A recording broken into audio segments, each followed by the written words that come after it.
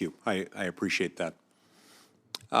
Housing is another area that I'd like to address briefly. There's a particularly acute housing shortage in the West, where the presence of federal land, not just the presence, but the predominance of federal land available for housing frequently results in shortages. It just makes a lot of things difficult.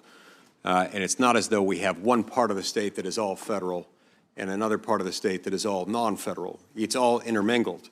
And as a result, it impacts all kinds of things. Now, many of our communities in states like Utah and Nevada, among others, find ourselves feeling sort of like we're islands, floating islands within a sea of federal land. And that just constrains growth and makes our constraints on our housing supply that much more dire. I would love to work with you on a bill that I've introduced, that I've worked on for several years, called the Houses Act. And in addition to looking for and developing other creative ways to address the housing affordability crisis in the West, in your view, how can the Department of the Interior help address the housing crisis in areas like, as is the case in my state, where the presence of federal land often inhibits community needs?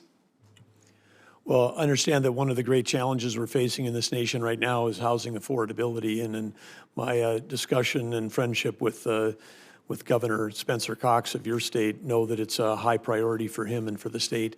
I think there are opportunities for us to accomplish both. I mean, like I said, we're in a time of abundance. When we've got federal lands abutting urban areas, and we maybe have other areas that maybe need to be protected, like we've done in North Dakota as governor. Sometimes we've done land swaps, so we trade state land for private lands to provide better outcomes for both of those pieces of land. And I think there certainly are opportunities here. Public lands in general, some like the national parks, absolutely. We need to support and protect every single inch of those.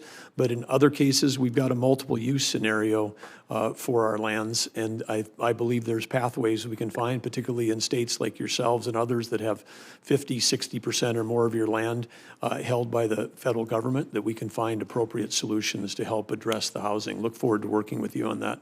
Thank you, Governor. I see my time's expired. We'll turn the time over to Senator Heinrich.